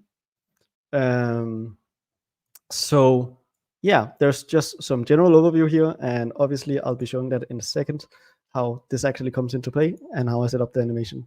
Then it's also about importing the character controller and making sure that it, integrates the animation, and it ensures that there is like an orbiting camera with physics collisions. Yeah, and then I'm gonna simply, implement the specific animation so that when I move around, it actually does the animation and doesn't just stay a static thing, and also the animation events. So that's the general workflow for today. And yeah, the first thing I'll show is obviously with any asset, you first go in here and press, I want to get this asset. That way it can show up in your package manager, my assets, robot Kyle, and then you can import it. And then when you go to import it, it will ask you to get a Cinemachine, and then it will show a giant pop-up like this of all the assets you want to import to the project, which I went ahead and did for this showcase. So I've already imported that, and I also already imported something else that we need for this project. Because we also want Philip's amazing character controller, which you can see in the Unity registry. There's a character controller, if I know my spelling.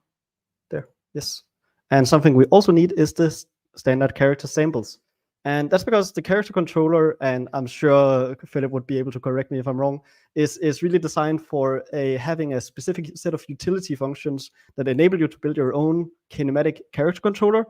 And then the sample is just a showcase of how you could implement one of these, like all of the API needed. So stuff like checking whether there's a collision with the next thing, or what happens if I hit the ground, or stuff like that. There's a lot of utility functions that the package enables, and then the standard character is just an implementation of one of these characters. So yeah. Yeah, because if you have 100 different projects, there's probably 100 different best ways to structure your character or like to decide which features you want your character to have. So that's pretty much the reason why a lot of this code comes in the form of a sample that lives in your project code, is so you can hack away at it and just rearrange it however you prefer. Yes. And we'll show in a second how to get a character moving. Once you import the asset store Kyle, one of the first things you will probably notice is that you get a scene. And this is the playground scene. And if you open that and press play, you immediately have a character that is moving around and works.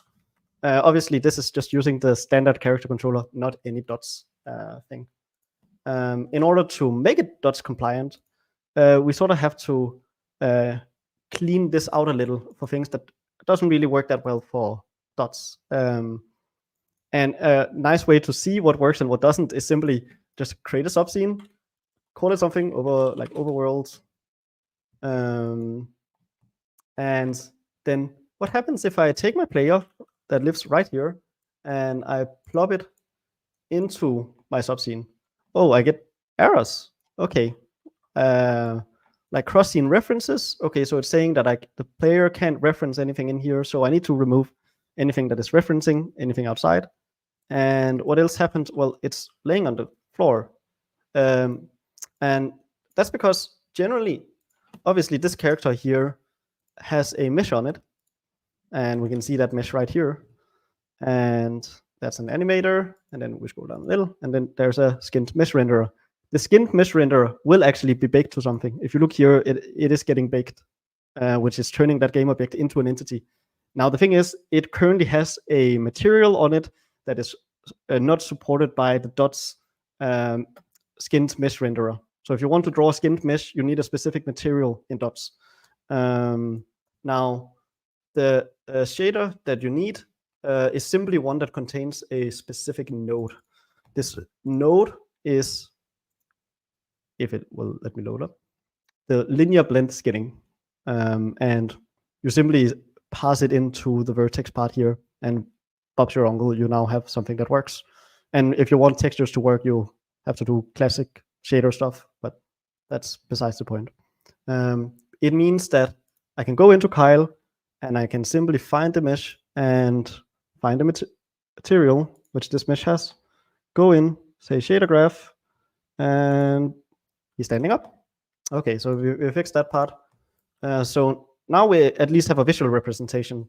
Clearly, there's still all of these cross-scene references, so let's get rid of some of those simply by looking at the character, going through, realizing why is there an animator here when there's already one there. So you could go ahead and remove that. You can remove some of these other things. And I will actually move on later to show, if you go into this here, it specifically says the changes I made in order to simplify it. I'll skip ahead because otherwise I could be here for a little while extra, and we don't have time for that. So just imagine you simplify this out and fix all the cases that caused these warnings, like cross-scene references and stuff like there's a player input managed component here. And one of the ideal things you really should be doing here is you should go to the asset, because this is using the new input system. So if you want to make the new input system work with dots very well, instead of having to do all this like baking process and navigating around that, we can actually just ask it to generate a C# class, call it something like Kyle input, because otherwise the other word is already used. Then apply, and then now we have a class that we can use in our dots code. And then again, you go ahead and re-implement it in this and check and validate that this character still works when you plop it out here. Now, another reason that I did this is that when we go to the animation section, we will need to still show him as a prefab. But I'm going to go back to that in a second. Now, the next part of this is making sure that, and I wonder why there's a domain reload. Come on, be done. is to make sure that we have implemented his character controller as it comes out of the box when I pressed import samples. So when you go and press import samples on his character controller, you will immediately get this samples folder, and I cannot see what is behind one monitor to the next. Okay, there. So if we go, there's a standard characters folder, a first-person controller. We don't need first person in this case because this is a third-person thing. So let's just delete that. And I'm fairly sure that things still compile. Because that's an implementation of a first-person character controller. One thing we can note in the meantime is there's something called an orbit camera, a third-person character, and a third-person player. An orbit camera is simply the entity that is going to represent orbiting around our main character. So that's similar to how in this project with Kyle, there's a player follow camera. It will also, the player follow camera is a Cinemachine version of the orbit camera. They're exactly the same thing. Well, sort of. Another nice thing with the orbit camera is it has default behavior for colliding, like what's it called, obstacle avoidance. So it zooms in if there's a thing in the way. Also, why did it zoom down? Yeah. So if I quickly go ahead and take all of these things, plop them up into the overworld, then in order to get this thing moving, looks very ugly, I simply take the orbit camera. I look at it and consider probably nothing needs to change here.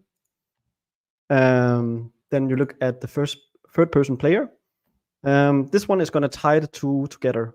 Essentially, it's going to make sure that our input system takes the input, puts it here, and then it will move around the character.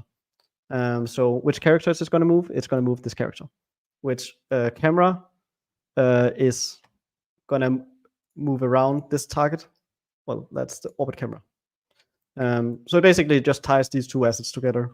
And I do wonder why Philip did exactly this, but I'll ask him that in a second so I stay on track.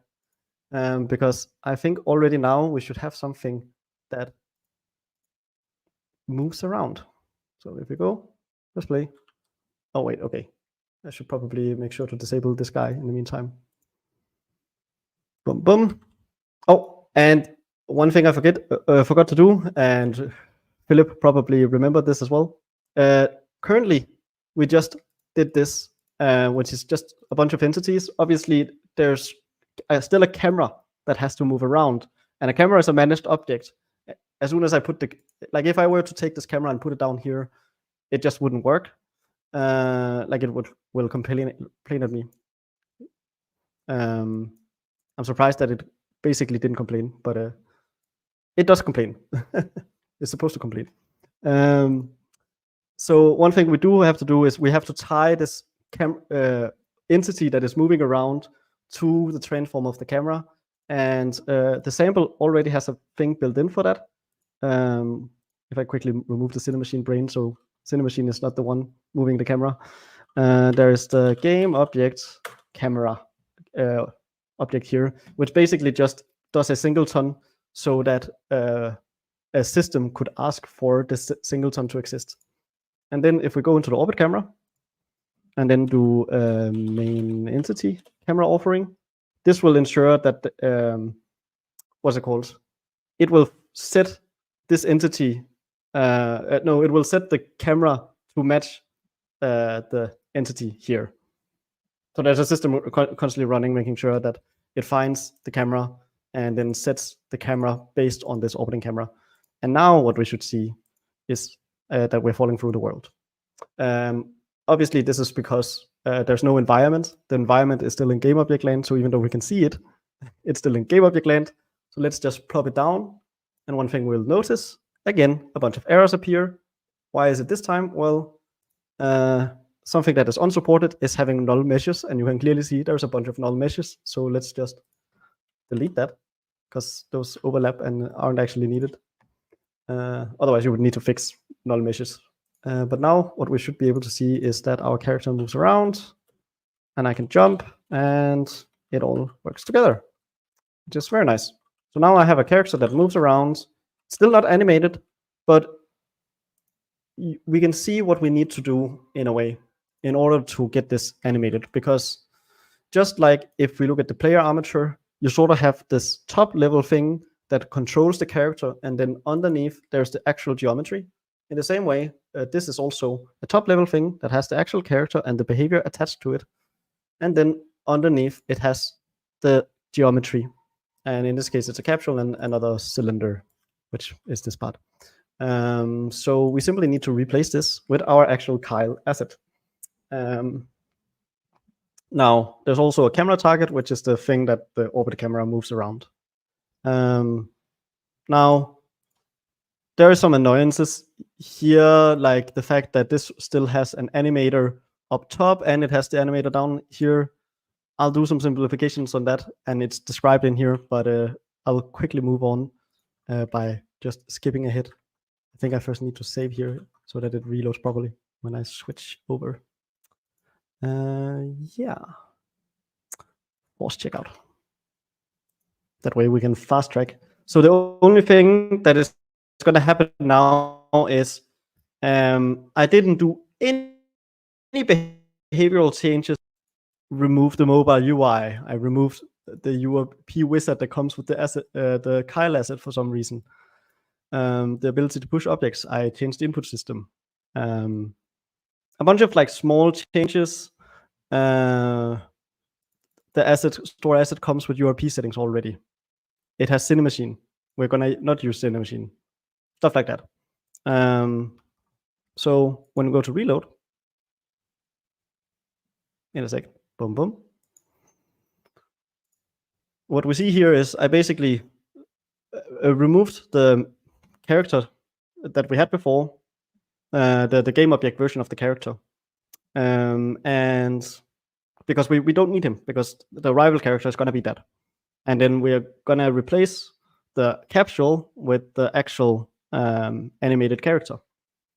Then I also moved in the environment into the subscene, and notice how we now just have the orbit camera, and we don't have that little extra asset anymore. We just have that inside the third-person character offering. So now it's the case that the control camera is here, and it knows that this will make sure to set up the orbit camera to move around the target, which is down here. It's a very simple asset, so it doesn't do anything more. So this will ensure all of this is hard to explain, but the capsule collider will make sure that we bake all the components needed for physics to work. The third-person character offering is a custom setup to get our character offered both all the parts that have to be part of the rival character controller, or what is now known as the community character controller, but also extra stuff like walking speed, sprint speed, etc. And then camera target simply adds the camera target. And so this is one of the nice parts of baking. Normally, this offering workflow would be a fucking mess if you wanted it split up as much as this, which is the more optimal approach in a way, because it's going to be linear in memory. But because we have this little nice baking offering workflow, we can just like changing the speed around. What does this value change? Well, it changes the thing called a third-person character data, which I am very blind. Third-person character data is somewhere. First-person character input data. There you go, which will ensure to, in this component here, store all the additional data that we need, like walking speed and sprint speed. I'll be showing code later that actually goes into detail on how we use these components. But just know that this offering workflow here has a baker that will ensure that we get all the components we need for the rival character controller. So we have the environment, we have a camera that moves around the character, and we need the mesh to work. So how do we want the mesh to work? This being the next part of the setup. The building animation interrupt. And obviously, if I'm going too fast, I know I was going to go fast today because there's a lot to cover here, but that's the reason this document is here, to sort of help you catch up and get some of the main points in. Because here's the thing, we need to do two things here. In play mode, what we want is we want there to be a game object, and for that game object to move around with our entity. One of the normal problems I could have is, well, I'm dealing with case A here. I was splitting up the two cases earlier to a specific object or whether it's tied to a scene. In this case, we have case A. And that means that if we want a workflow where the scene is going to be the owner of the game object, which is what I generally recommend, the system that you have be the one that moves around your game object, then you obviously need for the system to get a reference to the game object in the first place. Now, it's going to be very annoying if you had to have something like the main camera approach here, and then get a singleton for that and then tie it down, especially if you had more players. Then a singleton wouldn't work. Then the singleton would have to be an array, and then the systems would have to figure out after the fact how to map one entity to one game object. Instead, what we're going to do is we're going to have our entity be the one that at runtime, as soon as I hit play, spawns a game object. And then when it spawns the game object, because it's the system that is going to spawn the game object, it will be able to already have the reference. And so it can add components to itself and do a lot of nice stuff. So if I hit play right now, and this, by the way, is the full implementation, then you can see that things are moving around. And the reason for that is that, as I said, I hit play, and Kyle robot with events spawned, which is a game object.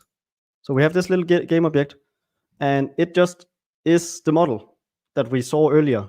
It is the Kyle model. And it has the robot Kyle mesh that we saw earlier, and it has the root bones, because that's what is moving, the animator is moving around. How is this tied to the entity? Well, if we look at the entity itself, and we look at the baking preview, we can see it actually has a Unity Engine animator on it. Because the thing here is that we have this concept of managed components, and managed components are not only iComponent data of class, they are also any Unity Engine object. So you can actually attach a reference to an object and a specific component directly onto the entity itself. And I'll show in code how you do that. But just know that our component right here, our entity can say get component animator, and then it will get the animator that points to this spawned game object. Which means that if I were to do animate, then get that reference and do set speed or any of the other, like set float, set spool, set vector, etc., it will make changes here, which is also why we can see a full debug view like we're used to with the Orphan workflow. So we can actually see it moving around. And as soon as I exit play, it deletes the game object. And there's another reason for that. Though something to realize here is I said that at runtime we are spawning the game object, which means that in the editor there wouldn't really be any visual representation of it. Yet here we do see that there is a visual representation. Like if I move this around, then so does Kyle. Now this one is actually not important for that specific part. It's actually this one. There's an animator offer. It's just a mono behavior that is pointing to the prefab that is the game object. So if we open up this prefab, this is the actual game object, the one that is going to be spawned at runtime normally. But because we know that this prefab is actually also valid as an entity, like if I put it in as an entity right now, it's going to show up correctly. What we can do is we can have an editor system. And we had a previous episode, I think it was like number 7 or something, where we showcased how editor systems can help you show things in the editor. So what I'm doing here is I'm making sure that when I'm in the editor, I'm just going to spawn the entity prefab version of it as my visualization. That also means that if I go into the entities hierarchy, so we can actually see any of the entities spawned at runtime, like right now I'm in runtime representation, and we then go to look at Kyle animator, instead of Kyle animator just only being the entity itself, it has spawned a prefab and then set the parent of the prefab to be itself. So like when I go and move around this thing here, which is what I'm gonna move around when I move this around, then because Kyle robot within events is a child of it, it will move around with it. And that's why moving around here actually shows something in the editor. Now this sounds like a lot of setup and actually very difficult to do, but it really is not that bad. If you squint at it, and I'm also very biased. And this is where I'm going to show off the code for the first time. And any questions so far? There are a couple coming through. Do just want to let you know real quick that we do have a hard stop at the top of the hour here. We've got to get out of this room here, so just kind of heads up on timing wise that way. So if you want to show anything off in the code, and then we can hit some of these questions that are coming through here. Yes. Yeah, I'll try to get through it real quick. Good. So to bake our little animator here, we have a mono behavior that is obviously referencing the animator. And if we look at this piece of data, it's a Unity object ref of game object. And the nice thing about a Unity object ref of game object is that I can store a reference to a game object, and it will be put in the scene file. So because this is storing a reference to a prefab, it will have the, as soon as you deserialize this and load the scene, upon scene load, it will make sure that that prefab is available for you to spawn. And so this data here will have the prefab stored on it. And secondly, there will be in the editor something that stores an entity version of this prefab. So we're storing the game object version, and we're storing the prefab version for the editor in two separate components. So when we're in play mode, let's think about that case, which is this system here. Then we're gonna skip this part. This is for debugging. We're simply gonna look for anything that has the animator instantiation data component. So that's the entity that we are wanting to map to our animator, our spawn game object, that does not have an animator yet. So because it doesn't have an animator yet, we want to set it up. Then we instantiate it, we set it, we assign it, and we add the component data. We also add a cleanup so that we can later have a reference to it and then clean it right here, which will make sure to destroy the object. So as soon as the entity disappears, it will also disappear the game object. I like the name of destroy this animator. Yes, it's very explicit. And then it also has nifty extra things like the way that I approached the animation events. Because sometimes you also want the game object that you just spawned to have additional references to that. So if we actually went to play mode, it had a Kyle animator events game object on it, mono behavior on it. And if I wanted to reference Kyle animator events, I simply can now add mono behavior to entity on animator instantiation, very pretty name, to my mono behavior. And that means that now, anytime I, have a prefab here, because this references prefab, it will look through all the components on that prefab, checking if it has this interface on it. And if so, it will make sure that our entity that is spawned also has a reference to that. So if we go in here, we can see animator. It's not that one, is it? There. This is the managed reference. So it's a reference pointing to that one. So that means that we can also do get component on that, just as simply as we could earlier. And now it means that we can simply write code like this, where we get, if we have the entity, we can get the animator, and then we can set a bool on it. That is what this code allows us to do.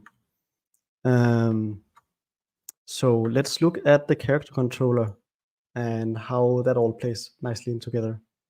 So boom, boom, and I know we are getting close here, but I quickly want the last things in. So samples, yes. Person, scripts. And this is the system in the sample that is responsible for taking input from your controller and like turning it into movement on the character. So one of the things that I added is that every frame, and this is this where I added? No, it's not. Yeah, this is where I added it. So the default sample here shows that there's a system that runs every frame, and there's a system that runs every physics tick. Now, because this is animation related, I wanted to happen every frame based on something that happened in the physics. So I simply, update the default thing that is in the sample, and if you go to download the sample today, it will have this in it, just in a job instead. And then what I also did was, boom, boom, boom. I can now simply get the animator. I can then check which things I need to add to it, like setting a float, setting a motion speed, ID jump, grounded, etc. I'm able to control all of these things because I'm able to get the reference on bake.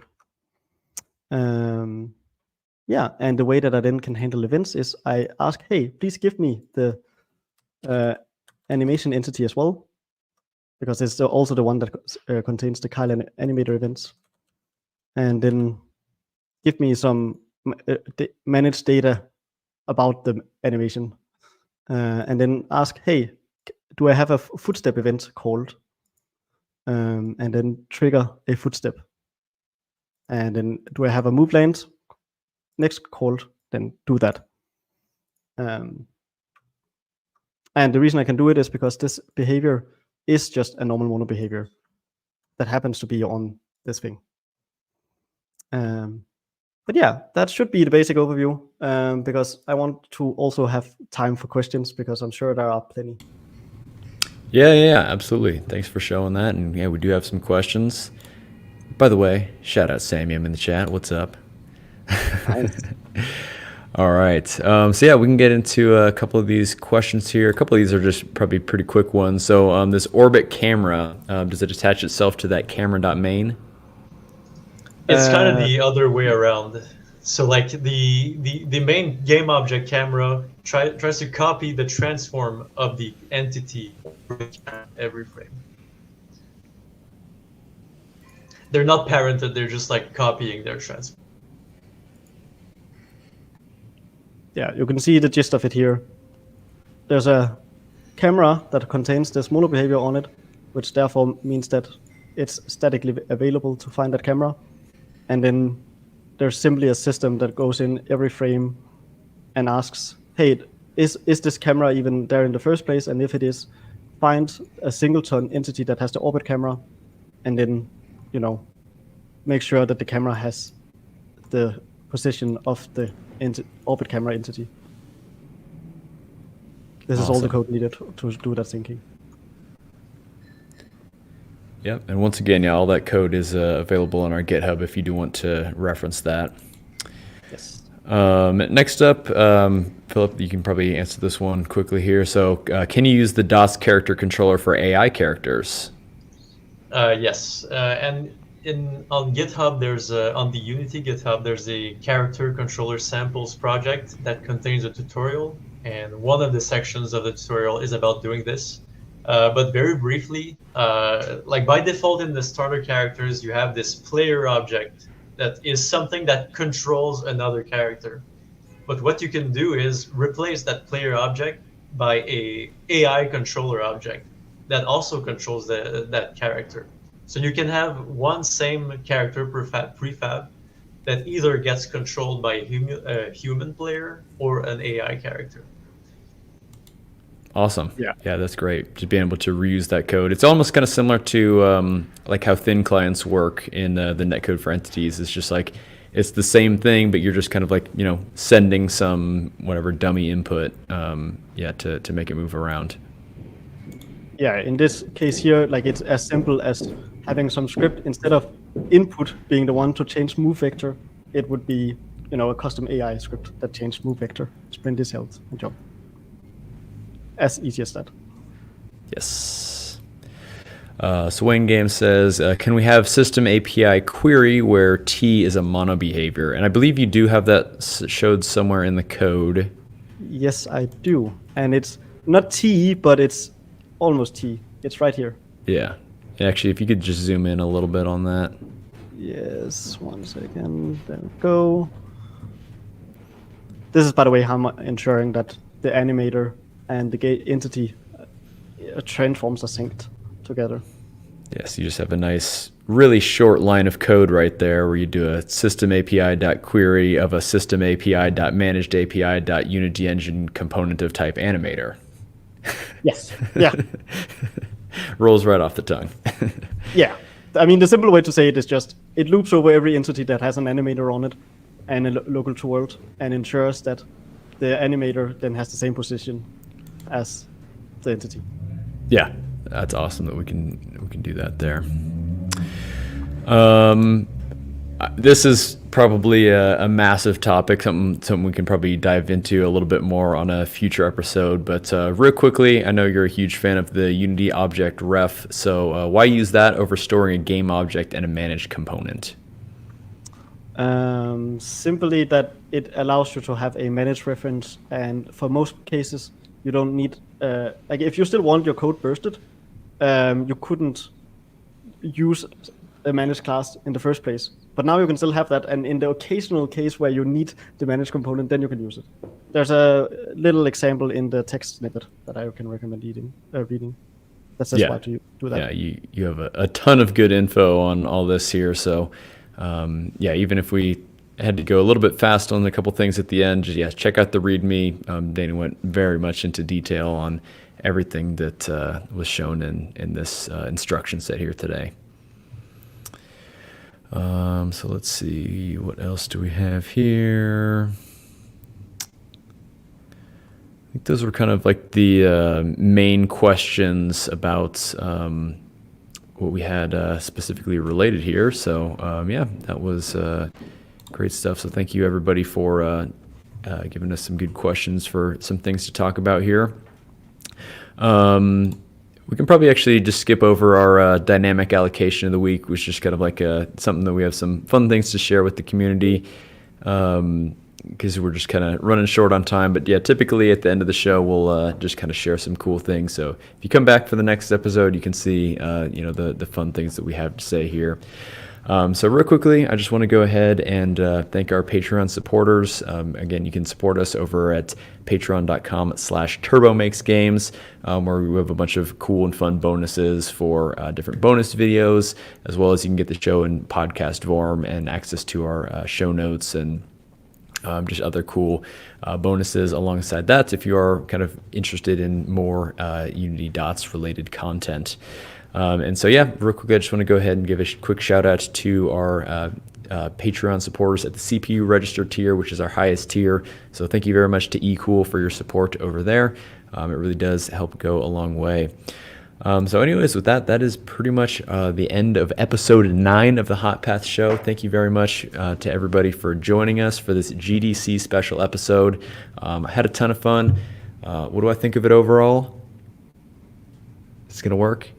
Yeah. Nice. So dumb. But yeah, Danny, thank you so much for joining us here today. Thank you for the instruction set. You have any parting words for us here? No.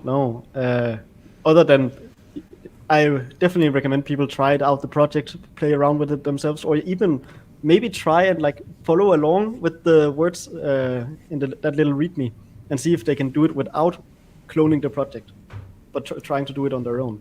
Yeah, that would be a great exercise to go through. Just like you say, read through that and try to go through the steps on your own. So And Philip, thank you so much for joining us here today. Glad to have another guest, and glad you're able to give a little bit of extra context about, some of the GDC announcements, as well as, we're showing off the character controller that you built. So yeah, thanks for joining here today. Yeah, thanks for having me. This was great. Yeah, absolutely. So yeah, that is our GDC special episode. Thank you everyone for joining us. Once again, thank you to Unity for supplying me with this cool office and nice background. And yeah, cool that we're featured on the Unity Asset Store. So once again, go ahead and check out the 3D Essentials sale that they have going on over there. A lot of cool stuff in there if you are making a 3D game. So yeah, anyways, with that, hope you all have a fantastic rest of your day, and we'll see you in the next episode of the Hot Path Show, where again, we're going to be doing kind of a recap of our Dots Community Challenge, where I, had you all create a version of Conway's Game of Life. So very much looking forward to going into depth on, all the things that you made. So yeah, with that, we'll go ahead and wrap this up. So take care, everybody.